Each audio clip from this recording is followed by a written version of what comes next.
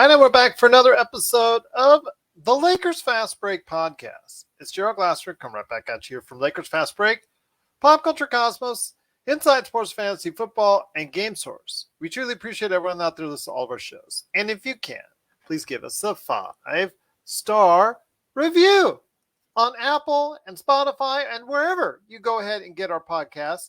Plus, if you can like, share, subscribe, follow, or do anything that you can to support us right here at the Lakers Fast Break, Pop Culture Cosmos, Inside Sports Fantasy Football, Game Source, the great folks at LakerHolics.com. Be part of the conversation today at LakerHolics.com. And of course, our good friends at the Hoopheads Podcast Network. It is sincerely appreciated. The Lakers, even with an extra day off, came into tonight's game with a chance to move up in the standings after the Clippers got drenched at Memphis.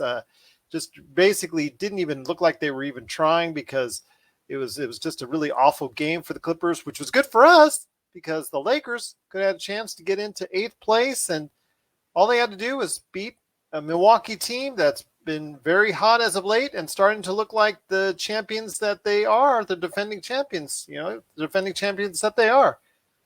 And even with an extra day off, and with the Lakers starting to feel good after a Saturday victory over the Knicks, and a big three that's now taking shape, unfortunately couldn't stop the steamroller that is Giannis Antetokounmpo, who basically steamrolled Anthony Davis, LeBron James, and the rest of the Lakers for just a tremendous amount of points tonight. In fact, he had a great game, 17-20, 44 points, 14 rebounds, 8 assists, 2 block shots, including one really embarrassing stuff on Anthony Davis.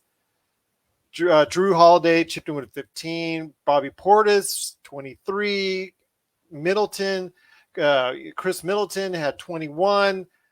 And they didn't even need anything from their bench. And they almost didn't get anything from their bench. And they didn't need it because they just blew the Lakers out of the door right from the get-go, outscoring them 78 points to 56 by at the first half. And at one time, it got so bad in the second quarter, I think they said it was something like 92% from the field in the second quarter at one time for Milwaukee. There's just absolutely no defense, and it just seemingly looked like Milwaukee could not miss on any of their shots in the first half. And they didn't slow down in the third quarter because they actually scored 31 in the third quarter, and it wasn't until a late charge by the Lakers in the fourth quarter. Haven't we heard this before? Yes, a late charge just to get it from 30 points down to 10. Unfortunately, that was not enough as the Milwaukee Bucks simply just put it in cruise control, gave it to Giannis a couple more times, and he finished the Lakers off with a 131-116 victory over the Los Angeles Lakers. Lakers are now 26-28, still in ninth place in the Western Conference. Unfortunately, again, another period of time where our defense really let us down. And here today to talk about the game and also his thoughts on some of the trades that have gone on already, because there were a couple big trades gone on today, and unfortunately none of them involved the Lakers. He's a good man indeed. He's the mastermind behind LakerHolics.com.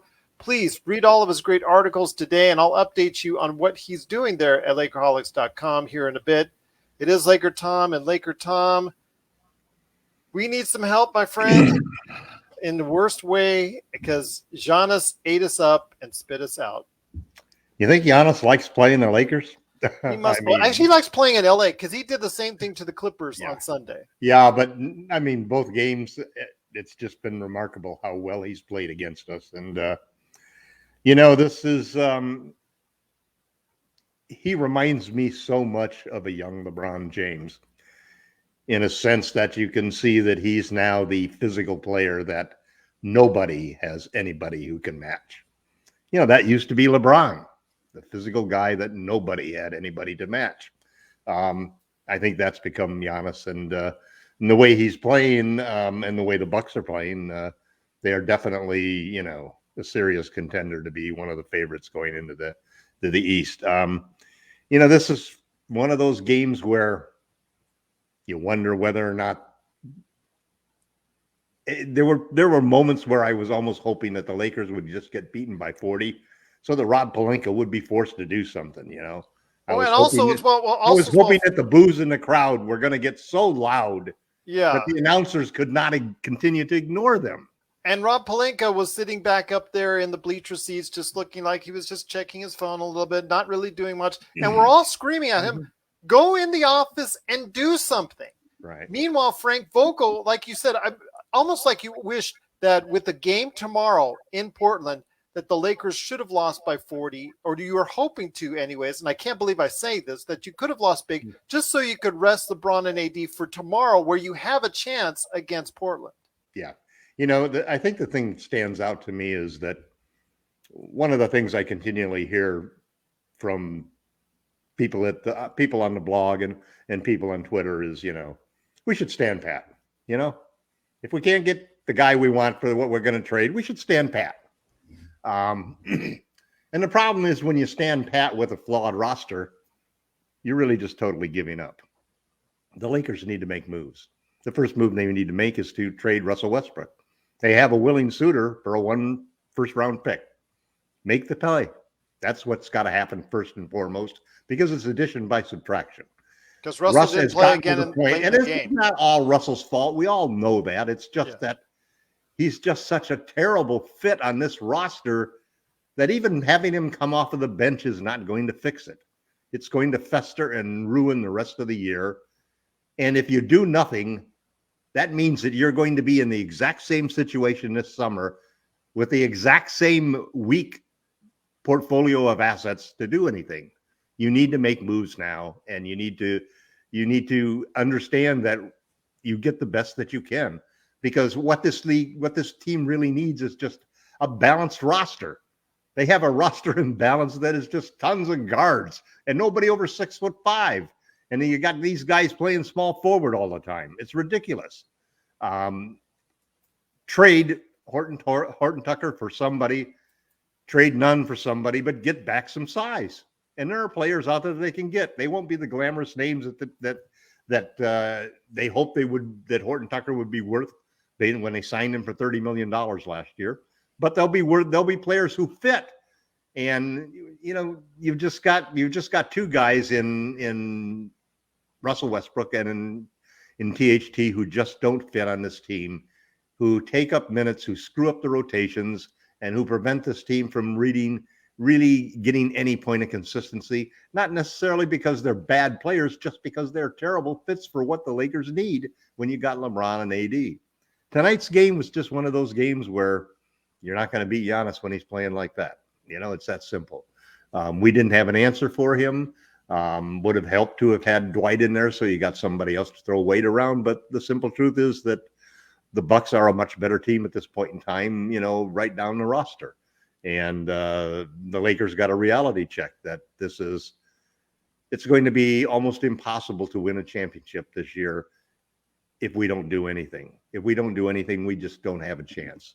If we don't do anything, we are what you are seeing every other game, every other half, every other quarter, a team that has a really low floor and a really low ceiling simply because they cannot be consistent. And part of it is just because of the construction of the roster is just so contradictory and so undependable that nothing can happen.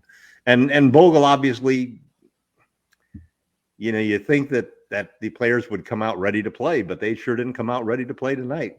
This was like the same game. It doesn't matter who we're playing. Here 10 points started off at 10-0. Let's go. We're ready to play. So this was a disappointing game. And the only thing good that you can take, the only silver lining you can take from it is that hopefully the Lakers and the front office is motivated now to make a move.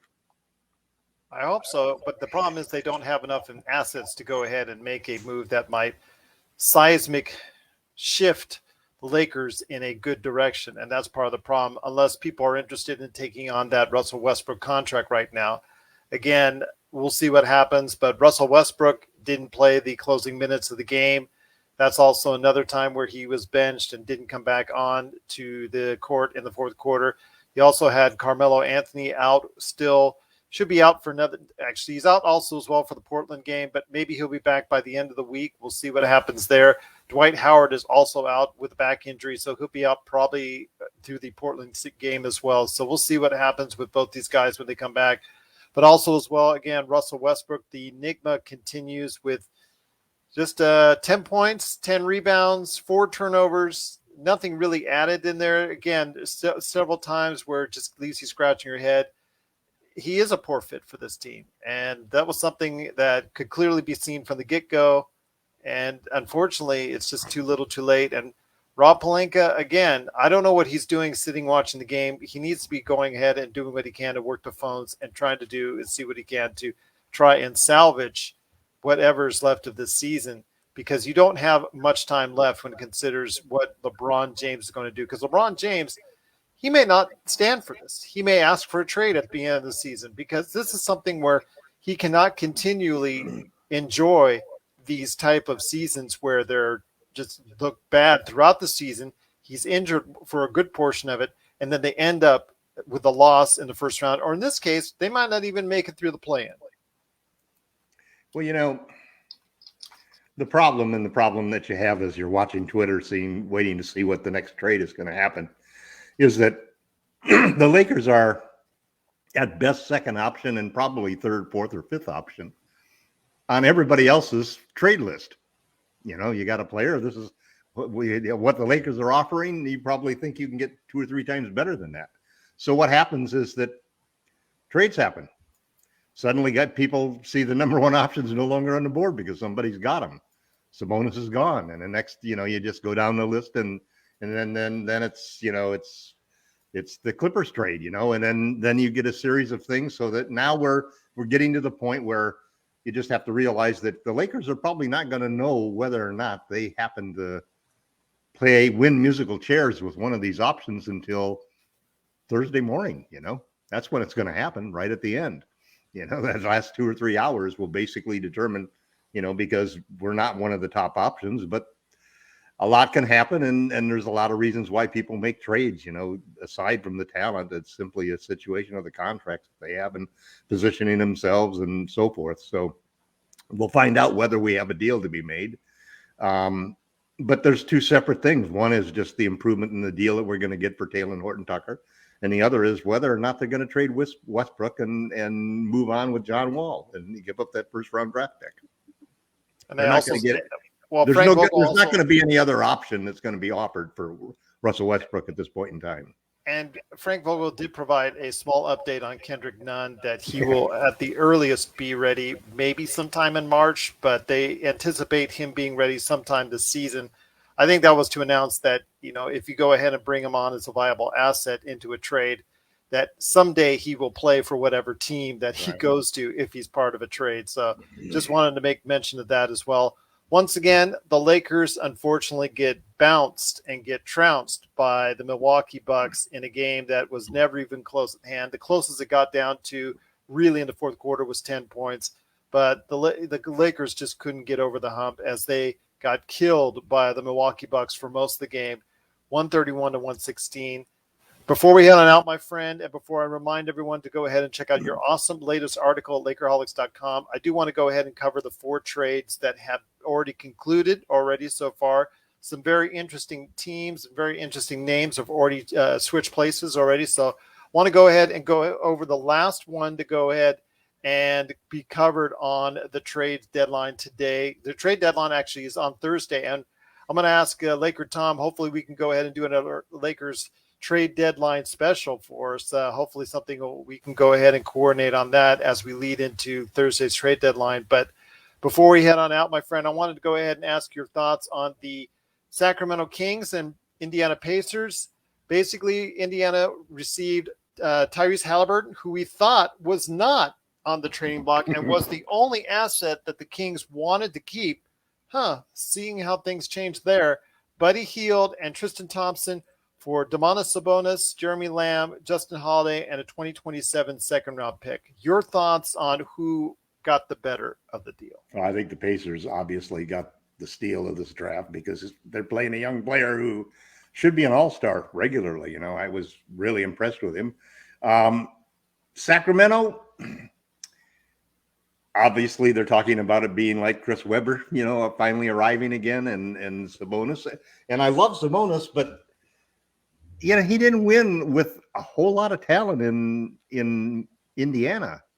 And now he's in Sacramento, where basically, and I do like the simple fact that they have a couple of young guards, but they just traded one of the two best guards that I thought they had, and yet they kept Fox, which seems to really bother me at this point in time that he was prioritized over that.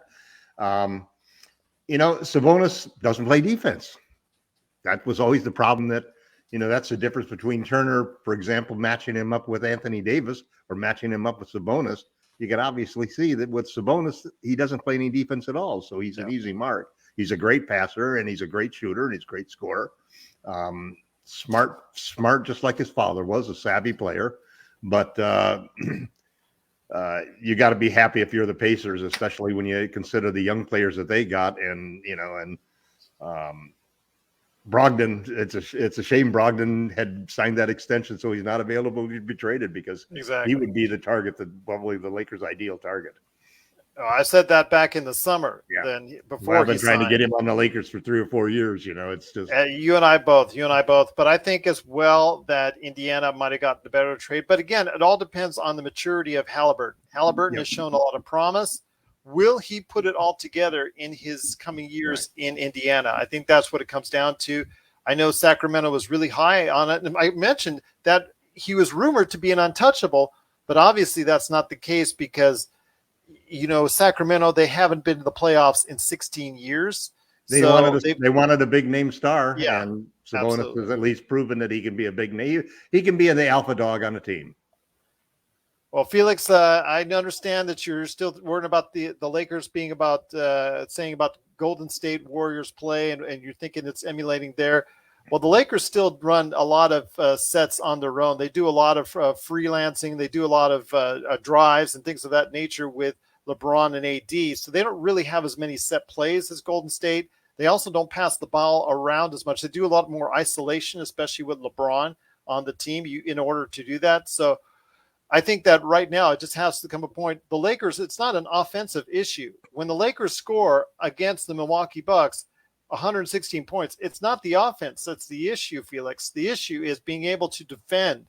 And unfortunately, they weren't able to defend the inside and the outside, which are the problems we're having right now. So hopefully we can go ahead and get some fixes and some cures on that.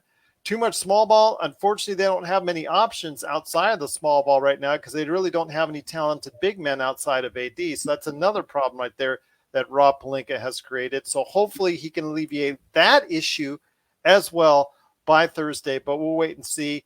The second trade I want to go ahead and ask you about are the Pelicans. The New Orleans Pelicans acquire CJ McCollum from the Portland Trailblazers, who are cleaning house right now in the first. That's actually their second trade that they've already done the past few days, and we'll cover the other one here in a second.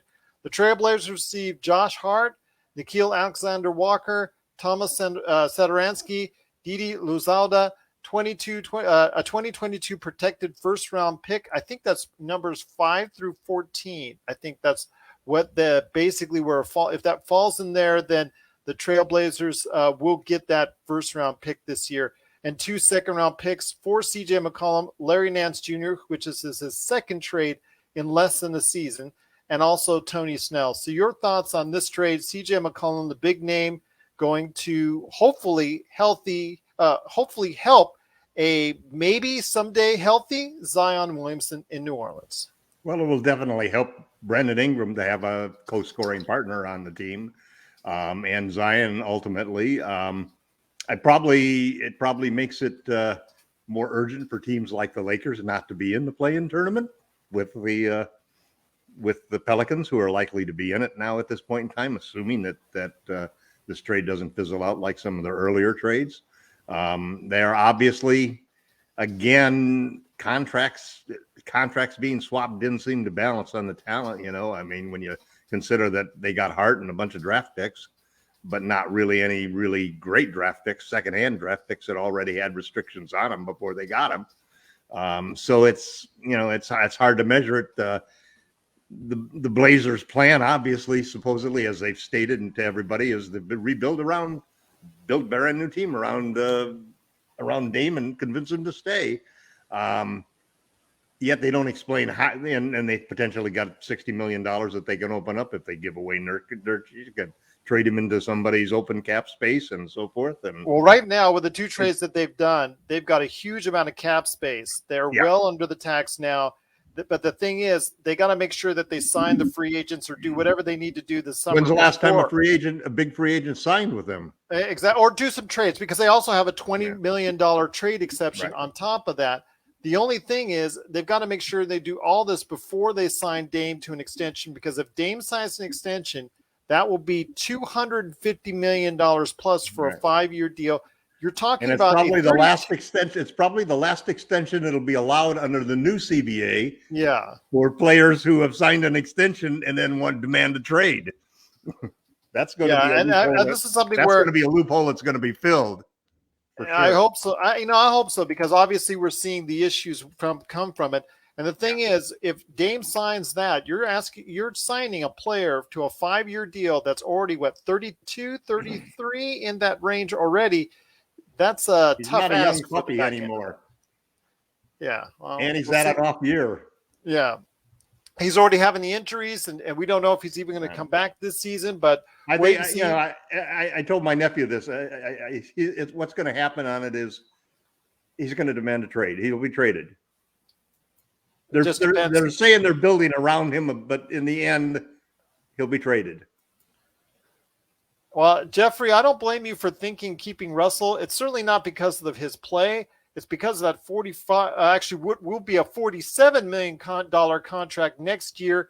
The thing is, if he goes to the summer, that he's going to be much more attractive as a offload for the contract for $47 million for the summer, or sometime through next trade deadline season. So, if we keep him, we're going to be in for. I would say do it this summer. Okay, we don't want to go through another season. He'll be an asset. He'll be an asset this summer. Yeah, because it's an expiring contract at $47 million, Jeffrey. In a year that there's a lot of great free agents, including LeBron and AD. Yeah, are all going to be free agents. What's interesting too is that we'll have 2 draft picks available, assuming that we don't do anything with this pick, because we'll also be able to trade the 2029 first round pick as well as the 2027. So we'll have Russell Westbrook's $47 million, and we'll have 2 first-round picks unless we do something with him this year. I want to go ahead and say to Jeffrey Crouch, who's been great on the chat boards, and I appreciate it, as well as Felix. You guys have been awesome on the chat boards tonight. Yeah, I think his contract emulates almost dollar for dollar what Russell Westbrook's is. So if it's 44 this year for this season, it would be 47 expiring for the next season. Just wanted to make sure everybody knows out there. I'm going to verify it to make sure, but I agree with Tom. I think that if Zion is healthy, and that's the problem, if Zion is healthy, then this deal is a win for the New Orleans Hornets, the New Orleans Pelicans. I really think that that's the case if he's healthy. But the problem is, will Zion ever be healthy enough to play through a full season? If that's the case, then you've got an aging guard that's already on an extended contract, and that could be a problem for the Pelicans 2-3 years down the line. They have a lot of players that aren't on his timeline. Yeah, that's for sure. So it's a win now move by a team that's battered by injuries right now and has a whole new core than they had a year ago, who were their core players that they were going to bet upon. Which means there's a great deal of desperation by the general manager, and who's a lot of moves have not worked out. So it'll be interesting to see. Those are the tough situations because somebody's going to inherit a real mess down there. Yeah, they are. If these things don't work out. Yeah, exactly. Well, if he doesn't make the playoffs or even a play-in, we could, like you said, see a big change at the office up there. At the GM spot in New Orleans has been heavily rumored right there for you. So 2 more trades I wanted to go ahead and cover before we head on out, my friend. And we'll also talk about your great article that I want to update everyone on. The 3rd trade that happened yesterday was Karis LeVert headed to the Indiana Pacers for Ricky Rubio's contract, because Ricky Rubio has had an ACL injury. Who's likely to re-sign with the Cavaliers. he was really playing well up until the time he tore his ACL, and I feel so bad for him. He also had a 2022 lottery-protected first-round pick, a 2022 second-round pick via Houston, and 2027 second-round pick via Utah. That goes to the Pacers for Karis LeVert and a 2022 second-round pick. For Cavaliers, this is a win now. Win for the Cavaliers, man. Because of the fact they've had so many injuries to the backcourt with Rubio, and also as well, they've had other injuries there in the backcourt. And they're going to get Rubio back because he's got an expiring contract. Although he'll miss half of next year in addition to the rest of this year. So we'll see. But I don't think it's enough to get the Cleveland Cavaliers over the top, but they have been playing extremely well. This hopefully will solidify some of their scoring issues. So I think it's a good move for Cleveland. For Indiana, just like the Sacramento move, it's just to clear the house, get whatever assets you can. I like the fact that Halliburton, they got – the problem is we got to see if he can develop into that star player. People are expecting it. I'm expecting it, but I'm not sure if it's going to happen 100%, even though I like Halliburton. Yeah, there's so much talent on that roster, when you look at all at teams that have people that you would like to acquire. Yeah. TJ Warren. The Pacers are. Yeah. Miles Turner. Yeah. I mean, Malcolm Brogdon, go down the list. There's at least a half a dozen players that the Lakers would be lucky to get. It's just like the Lakers. And yet they've never been able to put it together. And I happen to think that their new coach, I think, is one of the best coaches in the league. I've always respected him returning to Indiana. So I think they really Carlisle. Yeah, I think they really are set for a very successful rebuild on that team, and they've got a lot of talent. They're going to definitely have a lot of assets that they can generate from all of these different players. And with Cleveland also getting a season-ending injury from Colin Sexton, also as well. That's a shame that both of those players have had those sign seasons. That's why they needed Rondo and to be traded from the Lakers. So we'll see what happens with there. And the last trade I want to cover was by your friend and not mine. That would be the Los Angeles Clippers in a trade with the Portland Trailblazers, who, again, are in the middle of cleaning house, and I'm sure there's still more to go for Portland. The Trailblazers receive Eric Bledsoe, Justice Winslow, and Keon Johnson for a 2025 second-round pick for Norman Powell and Robert Covington. Norman Powell is on for extended years. Robert Covington isn't expiring. Both are good players for now. I don't think both Kawhi and Paul George are coming back for this season. I think maybe you'll get one of two. So maybe they'll make a late charge. This is for next year and on. Yeah, absolutely. Norman Powell, I think, is a great pick. He's played extremely well for the Clippers so far. I think this is a win for the Clippers. And I think for Portland, they didn't get enough. Keon Johnson has a lot of promise and is very athletic. Well, Portland is saving money. That's all it is. I mean, we're really talking about Bledsoe's $18 million expiring contract and how valuable that was, because that's a trade the Lakers would have loved to make, but they just couldn't put together enough trade value in contracts unless they were to dangle about 8 players on a minimum contract. So this was basically a cap move of saving money. And Portland basically just wanted an expiring contract, and they gave up two players who are great fits on the Clippers and would have been perfect fits on the Lakers. And it's a move that the Lakers couldn't made, but they probably could have made and even had a better offer had they signed Alex Caruso to a multi-year contract. Yeah. But of course, that would have required first a commitment to actually pay more than just the minimum amount of luxury taxes. And a little forethought of what kind of situation it's going to be at midseason if something doesn't work, especially when you take a huge gamble like trading for Russell Westbrook. And we'll see what happens again. I know we were on the other night on one of our most popular shows of the season that all three of you guys have mentioned that to trade Russell Westbrook now. I just don't think you're going to get enough back. I just think you'll have to do too much to get. I mean, addition by subtraction. Well, I know you guys mentioned that. I think we're stuck with him. I really think we're stuck with him for the rest of the season. And you might as well just 2027 first round pick will get rid of him. That would be bad for the Lakers. I really don't think they should do that. I really don't. I think just hold on to him, have him come off the bench. They're going to be booing. The crowds are going to be screaming. It's going to be riots at the crypt. I mean, you just don't have enough assets, and if you make the mistake like that to make it worse, just for a team that might still not be able to. There is some logic to addition by subtraction when you think about it. I look back at that overtime and watched us play in overtime against the Knicks, and we were such a poised team, a poised and pretty mistake-free team, which is something that I don't think we could ever be with Russell Westbrook. I'm not disagreeing with you. I'm certainly not disagreeing with you on that. I think that's the big test that Rob Pelinka has to make. I'm just saying, will the addition by subtraction theory that you all three or four of us had on there, is it enough to go ahead and get the Lakers into a position where they can compete for a Western Conference title? Well, we need a couple of small forwards. We can't keep sending 6'4" guys out there guarding 6'7", 6'8" guys. We also need a big man to go ahead and help out AD. Yeah. And it doesn't look like it's going to be Dwight. No, that's a problem. Because after 10 minutes, it's just like, I know Jeffrey was talking about how Trevor Ariza, he's loving how he's playing. But the problem is Trevor Ariza is all 37. 6'8".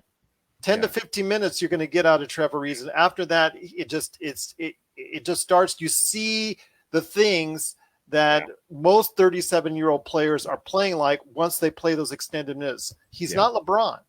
Would have been great to have Miles Turner. He would have been really absolutely, but he's hurt. So, and then we heard the news about Bradley Beal today that he's out for the rest of the season. So that'll be interesting how that contract issue plays out as well. $240 million for a guy who's out for the rest of the season, and we'll sign him to a long-term deal in the last chance before he could then demand to be traded after he signed the contract. Yeah, absolutely. So it'll be interesting to see what happens in Washington. But before we head on out, my friend, I want to thank you so much for being part of this. Again, there's a game tomorrow, so we're going to be at Portland. Just want to let everybody know, at Portland, game time is 7:00 tomorrow. So I want to go ahead and check that out. Last chance for us not to play certain players who might be traded. Yeah. We'll see what happens. I'm hoping for that's the case, but we'll see what happens tomorrow night after the game for the Lakers. But before we head on out, Jeffrey Crouch saying, I know one thing this year, the Bulls are going to be tough. Yes, they're going to be tough.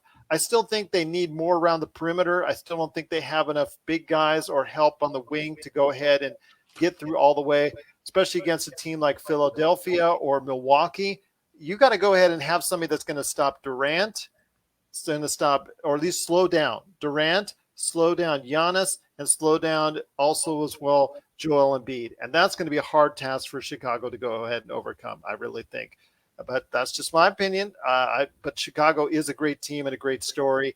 And we'll see what happens there. East is a beast. That could be the case. But don't count out Phoenix. Don't count out Memphis. And don't count out the Golden State Warriors. They're all playing at a great level. If Golden State gets Draymond back, watch out there. Phoenix has been playing just under the radar. Excellent ball. They've gone on an East Coast trip. This latest East Coast trip. And they've been playing extremely strong. And LakerTom and I are just raving about Memphis and the way that they're playing. So watch out for those three. And if the Lakers, you never know, they make the right moves. Hopefully by this weekend, we can start talking about them in a better light as well.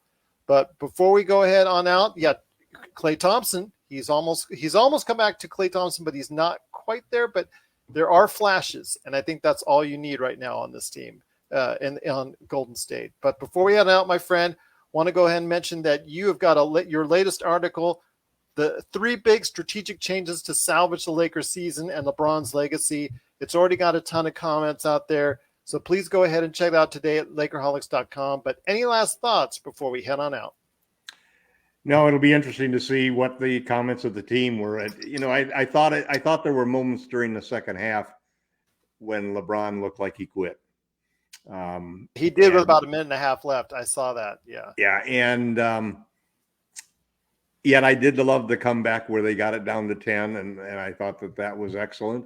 It was good to see them not totally collapse and end up losing the game by 30.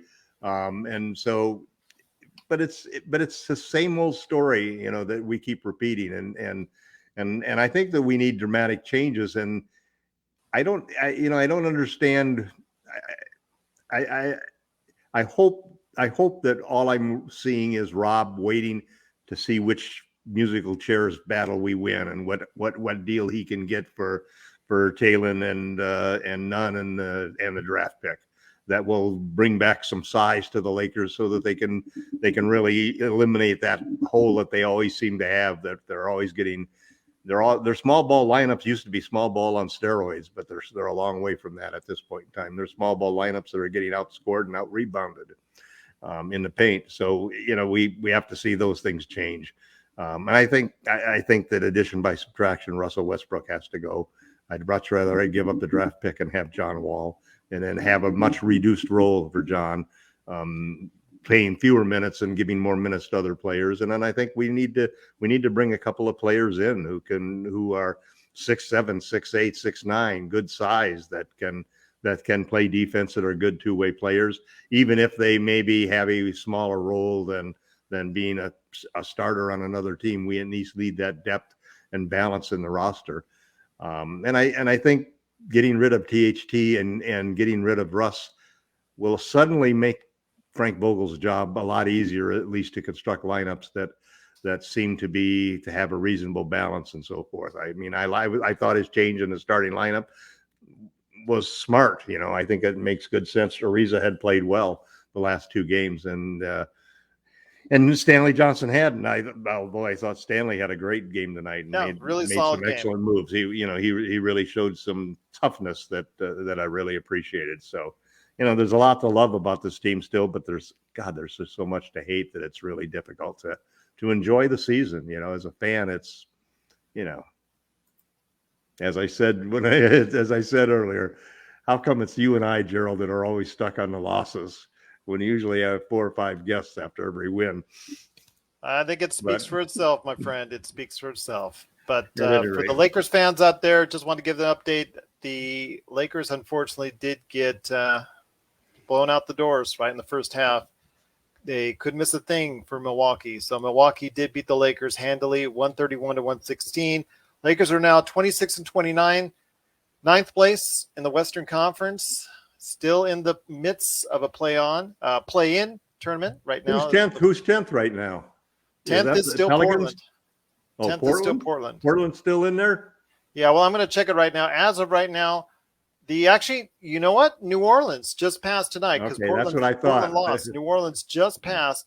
So wouldn't you know, a trade for the better already happening for New Orleans. And actually, who knows what's going to happen. But yes. Well, at least we don't have to play CJ tomorrow night then, do we?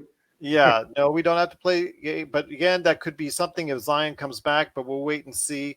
But for tomorrow night, we're going to go ahead and right now watch the team tomorrow night at Portland. So check out the game out at 7 p.m. at Portland. And then after the game, we'll be here around 9:30 p.m. Pacific time after the game to talk about everything that's going on. If there's more trades that are happening, we'll wait and see. And then I've invited LakerTom to go ahead and do our annual coverage. We had thousands of viewers last time around for the Lakers. 10 a.m. to noon? Yeah, 10 a.m. Let's do 2 hours. Yeah, 10 a.m. to noon. That'll be great to go ahead with you and talk. Sounds good. Talk Sounds shop. good, Gerald. Looking forward to it. Well, okay, you're looking forward to it now, but if all these trades are going by and the Lakers are not doing anything. Well, I'll have a lot to say either way.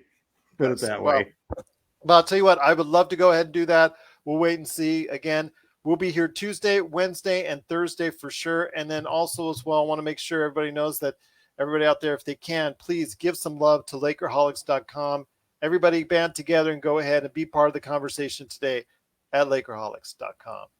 Well, once again, the Lakers lose 131-116 to the Milwaukee Bucks, and we'll be back tomorrow night after the Portland Trailblazers game right here. So much. Oh, Jeffrey says, LakerTom, good seeing you. Thank you so much, Jeffrey. Thank you so much, Elton. Thank you so much, Felix, and everybody else that got a chance to watch. We'll be back tomorrow after the Portland Trailblazers game right here at the Lakers Fast Break Podcast.